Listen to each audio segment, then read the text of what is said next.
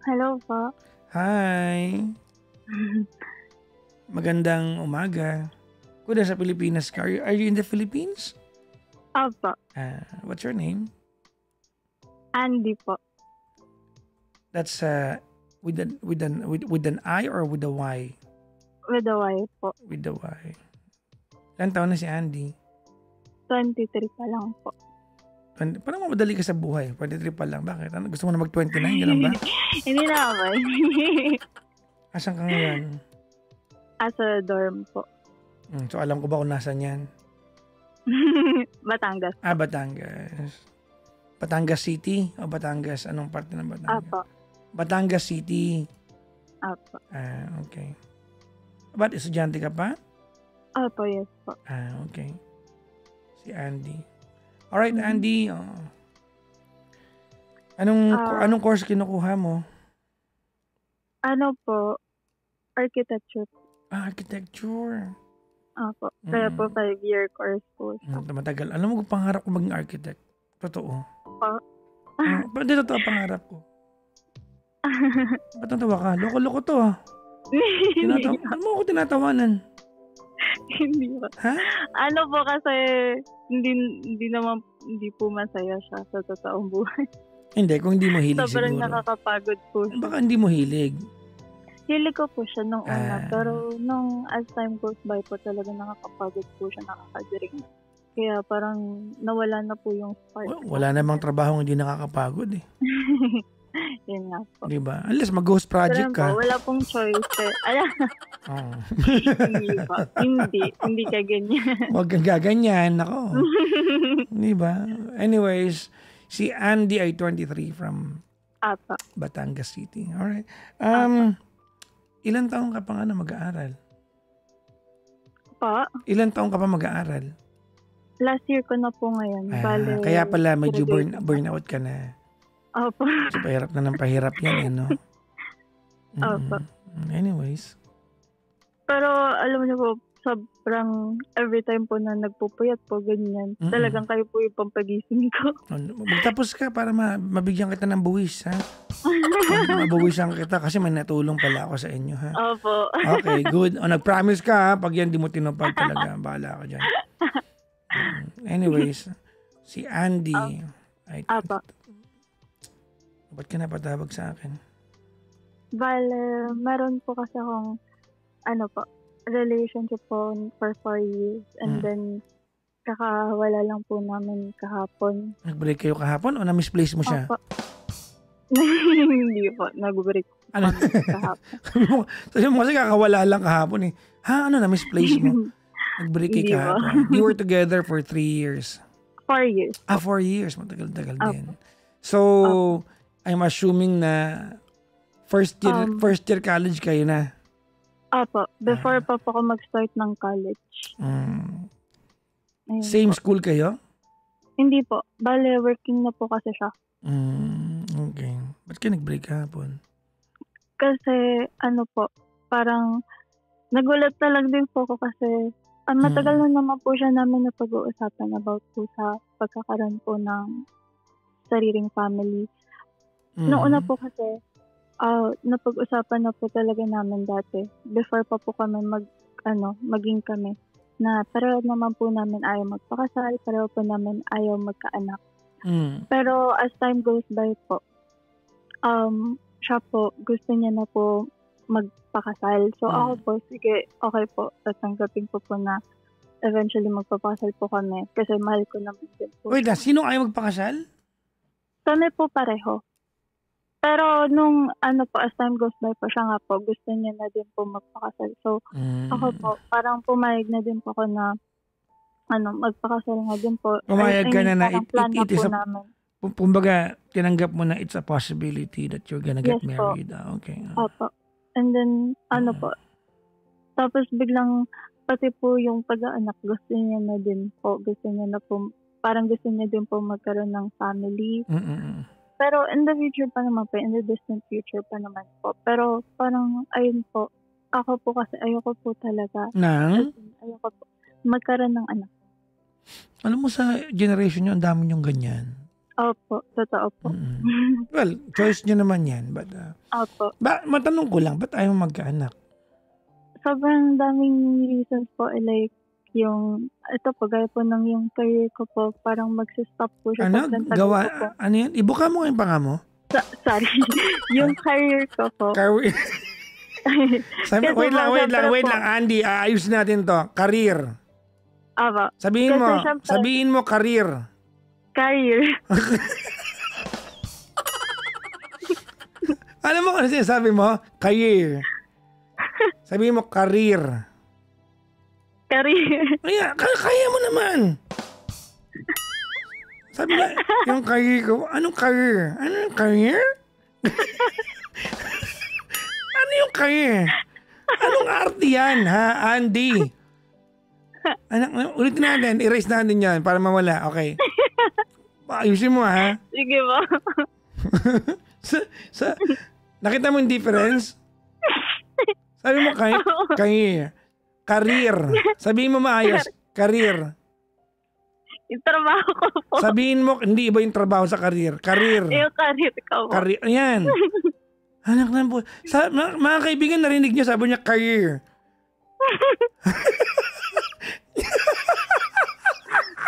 Career. Okay, tatanong ko ulit, sagutin mo ng tama, ha? Okay, matanong ko lang sa iyo, Andy. Anong dahilan? Bakit ayaw mo magkaanak? Yung career ko po. O, kita mo? Anak ng busa. Ano meron sa career mo?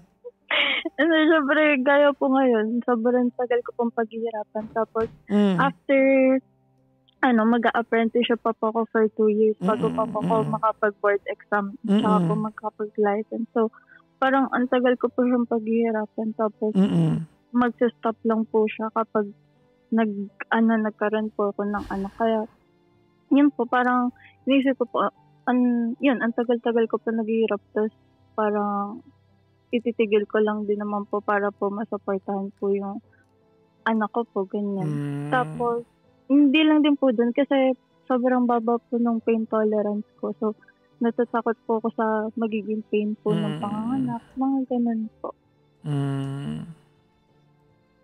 Ayun po. Tapos, parang alam niya naman po yun yung mga ganun ko po na parang reasons kung bakit ayoko po mag-anak.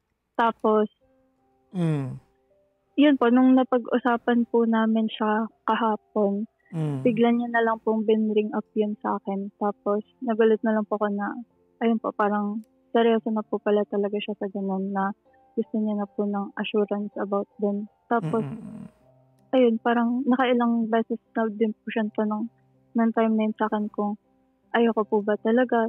Tapos, sabi ko po, ayoko po. So, tinanong ko po siya kung iiwan niya po ko dahil ba doon. Tapos, ayun, parang sinabi niya po sa akin na 50-50 daw po siya. So, nagulat ako na ang laki pala po ng percentage na sobrang seryoso na po pala talaga niya sa time na yan. Kasi, ilan taon na siya? Same age po kami. 33. And he's working already?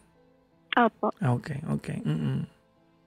Tapos, ayun po, parang ang gulat ko lang po na bigla na lang po siyang nakipag-break sa akin. Tapos, ayun, parang ngayon po, nag-usap naman po kami na bibigyan niya na lang, sabi ko po, bigyan niya po ako ng time para mag-isip-isip kasi sobrang laking decision po nun para sa akin kasi ako po yung may sobrang daming sacrifice. Teka lang, matanong ko lang sa'yo. Matanong ko lang sa'yo. Pag sinabi mong bibigyan ka ng time, anong gano'ng kahaba yung time na gusto mo? Hindi ko pa po alam kasi hindi ko pa po na-figure out. Okay, that's okay. Next question. Apa. Okay. Is he asking na maging magulang na kayo? Bukas, next week, next month? No po. Hindi po. Kumbaga, he's just really... he just wants assurance po. He just wants di ba, kumbaga, something to look forward to in the future. Opo, ganun po. Okay.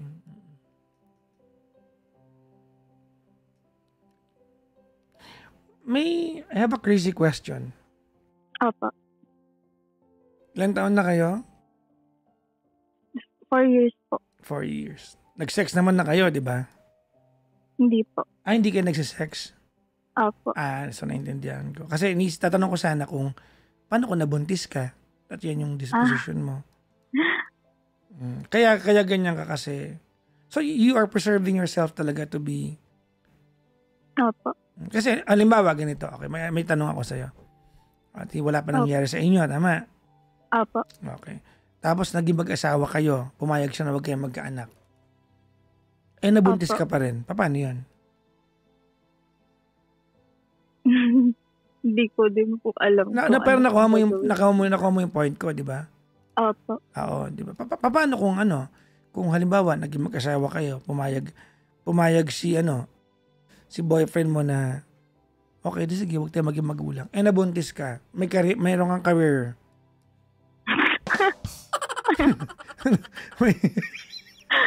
Di ba? Totoo, di ba? Opo. Kasi parte ito ng this is reality. Paano yun? Anong gagawin? Sisisihin ba siya dahil mawawalan ka ng career? No, sagutin mo ako. Kasi legit yung question ko.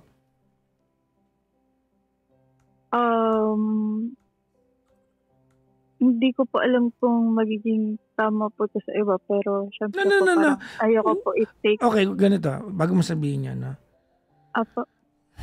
That is your life. Apo. Hindi para sabihin namin kung tama na mali sa'yo. Ano ka ba? Buhay mo yan. Apo. Your life, your rules. Wala sa amin ang pwedeng... Ako, swerte lang ako dahil hinihingi mo ko ng payo. Pero wala sa amin ang pwedeng magsabi sa'yo how you going to run your life. Buhay mo yan. Ano ka ba? Kahit maging puno ka ng balete bukas, wala kayong pakialam sa'yo. Nakuha mo yung point. Apo. Humingi ka lang payo sa akin. But you don't actually have a problem since you broke up yesterday. Apo. Okay. Sige po. What you were saying? Hindi ko po itutuloy yung bata. Oh. So that's how firm you are. Pero sa ngayon po, ganun po talaga kasi hindi ko po alam kung baka po dahil hindi pa po ako nakaka-graduate, hindi ko pa po, parang immature pa po kasi ako ngayon. No, because, alam mo, ano yan kumbaga that's your outlook in life Opo. Mahirap ihiwalay sa pagkatao mo yan. Opo. Diba? And you're going to blame anybody who is going to alter the course of life that you want for yourself. Opo. Ba't mo ko tinawagan, Iha? Ayun po, but hindi ko lang po alam kung ano pong gagawin ko. Wala ka naman ang gagawin. Break na kayo. Yun nga po, pero parang nasa akin din po nakasalalay kung magkakabalikan kami kung sakaling sabihin ko po na papayag po ako na kami ng family. No. Hindi po pwedeng maging you cannot be a hostage of another person's dream. Opo. Okay. Let's try to put this into context na. Walang masama sa gusto mo. Ang ayoko lang yung hindi mo tutuloy yung bata. That's morally wrong.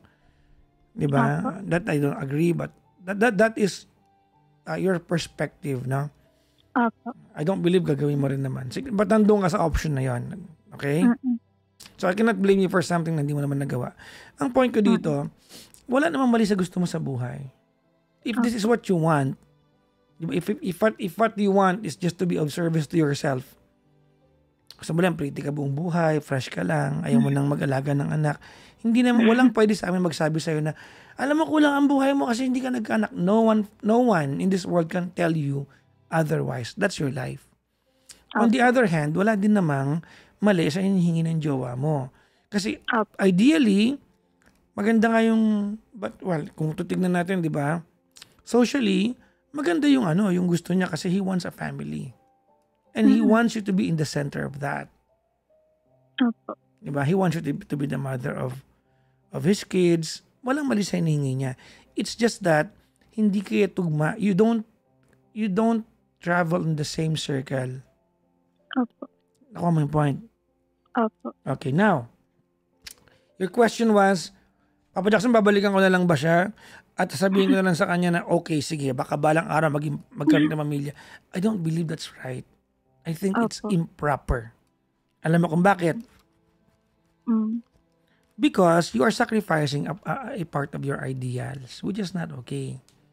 Opo. Diba? Pag ginawa mo yon, everything in the future, halimbawa, magkaanak kayo isa, dalawa. Halimbawa, diba? Halimbawa lang. Kasi siyempre, sabi mo lang yan eh, hindi ko po tutuloy yung bata. Sabi mo lang yan, pero pag nandyan na yung baby, mamahalin mo yun eh. Opo. Diba? Oh, kasi siguro naman maganda yung upbringing na magulang mo sa'yo. Alam mo the joy of having, diba? Having offspring. Pero, if one day you can no longer attend to a dream that you worked hard for, ikaw na nagsabi, diba? Ang dahil mong sinakripisyo, you are going to blame him. At pag ginawa mo yon, he does not deserve that. Now, meron akong gusto sabihin sa'yo. Ano po? Ito, hindi mo to hiningi sa akin. Pero sabihin ko pa rin. Sige. Ready? Apo. Okay. Magiging honest ako sa'yo, Iha, ha? Sige po. Okay. Naniniwala ako na ayaw mo lang siya. Hindi Bilang, po. No. That's why, maniwala. Okay po. Naniniwala ako na ayaw mo lang siya na maging tatay ng mga anak mo. But that's why you don't see him in the future as father of your kids, possible kids. Because honestly, if you love this guy, you would love to build a family with him. The fact that that's missing, diba? You just enjoying the moment. And there's nothing wrong. You're just 23 years old. You're young. Let's listen to how you say things tonight. You were together for 4 years, tama? Opo. You broke up yesterday. Opo. Not at any point naramdaman ko malungkot ka tonight. This is all transactional to you. And you know what? I admire the strong personality you have. Ang tapang ng pagkatao mo. And at hindi mali yun. Thank you po. Diba? Hindi mali yun. But then again, yung pagkatao mo, maybe it does not serve to be a partner to anybody. Baka maging congresswoman ka namin. Diba? Kasi kailangan ng ganyang pagkatao sa ibang bagay. Opo. Pero kasi pag nagkaroon ka ng partner in life, you become half of the person eh. Para maging buo kayo eh. Ang dami mong ayaw. Ayaw mo ng kasal. Pumayag ka na lang din. Eventually, ayaw mo ng anak. Iyanong kita, pag nagka-anak ba kayo, I'll get rid of the child po. At alam mo na lahat ng ito, this is going to push the person you claim to love away from you, right? Well, pero hindi naman po sa ayoko po siya makasama in the future. Sobrang mahal na mahal ko po siya to the point nga na parang gusto ko na lang din po magsabi na okay na po sa akin. Sige po, papayag na po ako kasi nga po ayoko po na mawala siya sa akin. Pero hindi ka magiging masaya. Ayun nga po. Kaya Exactly. po parang this time po, gusto ko po talagang pag-isipan na ayos. Hindi po dahil mahal ko siya, kundi dahil din po talaga yung gusto ko para sa sarili ko. Yan. See? What you said are two different things. Completely different. Mahal mo siya, mahal mo sarili mo. And you loving yourself means not giving him the ideals that he wants. Ulitin ko ha. You loving yourself means not giving in to what he wants ideally. And loving him, if you're going to choose him, that means you are going to sacrifice a portion of your dream. Tama mali? So they're just completely, it goes against the grains. You want my advice? Apo. Oh, let him go. Ask me why. Why po? He's working already. He probably wants someone who is now ready to start building a life with him. Diba? Someone who can build a life with him, someone who can share a dream with him. Hindi yung napipilitan lang para wag lang siya mawala. At hindi ikaw yon. Alam mo yan sa sarili mo. Hindi ikaw yon.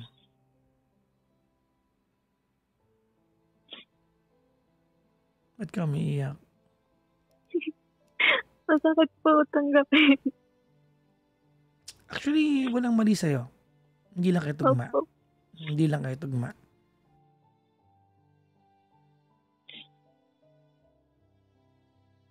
Hindi lang kayo Thank swak. you po.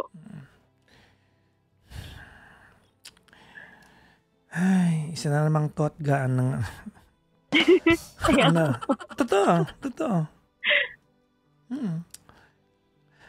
Can I advise you from a kuya?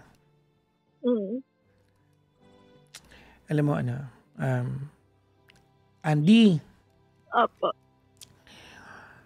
I believe that a lot of people your age tonight listening may have the same disposition in life. Hindi ka nag-iisa. Hindi ikaw ang unang narinig ko na ganyan. So, hindi ka alien sa part na yan. Okay, common to. Nowadays, common yan. But I want to tell you something now. You know what, Andy, no? There comes a point in your life. There will come a point in your life where all the achievements that you may have in this lifetime, you would want for someone to become a lifelong witness to everything you are going to achieve. You know, having a partner in life, in the grand scheme of things, wala naman talagang silbi yan eh. Totoo. Wala naman silbi. Other than, diba, maging kapareho natin na mag-iwan ng next generation natin. Diba? Maging kakwentuhan natin.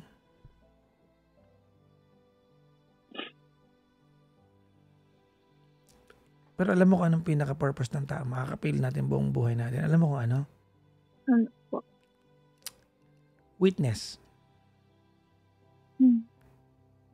Diba? Witness of our failures, our triumphs, our lonely days, our boring days, our happy days. Someone who can witness us as we go on and embark in this journey called life. And along that, diba? And within that journey, alongside someone,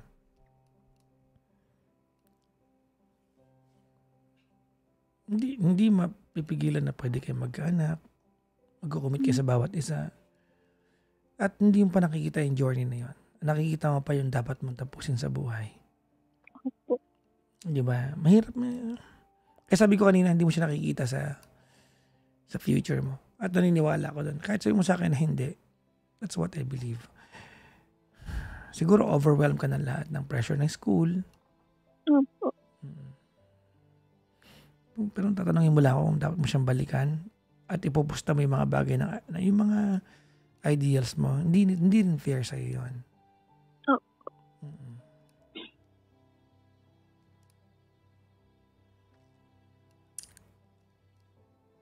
Walang mali sa'yo. Don't think na may mali sa'yo. Wala rin naman mali sa kanya. Can I have a wish for you? Can I make a wish for you? Sige po. I wish that you achieve all your dreams. I hope that you become Thank you the po. best architect in the Philippines. Thank you I po. hope that you become a world-renowned architect. Buong mundo gusto ko. Diba? Kasi you are sacrificing so much. You are willing to sacrifice a lot. And that's good. That's good. Diba? Yung mga taong piniling wag magtapos at mag-asawa ng maaga, and they find joy living simple. Kapiling naman yung taong mahal nila. And ikaw, if you find joy achieving things for yourself, who are we to tell you na mali ka?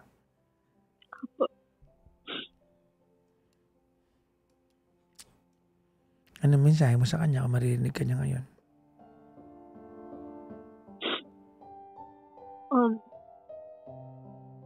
Sobrang naging thankful ako sa buong taon. Lakasan mo ng konti.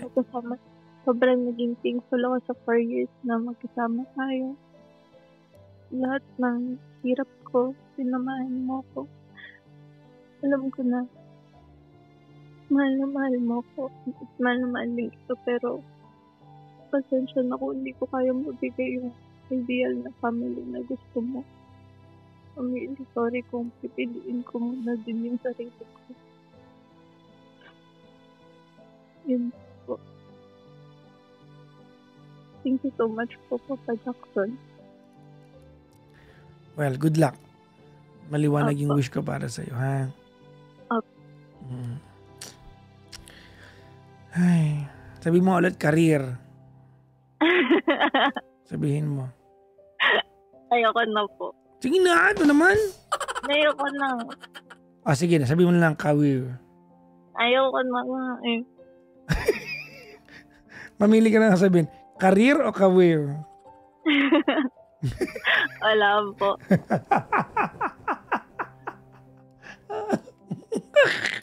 Sabihin mo pero. Pero. Normal naman. May classmate ako nung college, ganyan eh. Irat na ako. Pero parang ang laki-laki, pero maliit lang talaga siya. Pero alam mo, nung hinawakan ko siya, pawang ang bigat niya. Gusto ko sumangain. Anong pero? Pero. Anong pawang? Parang.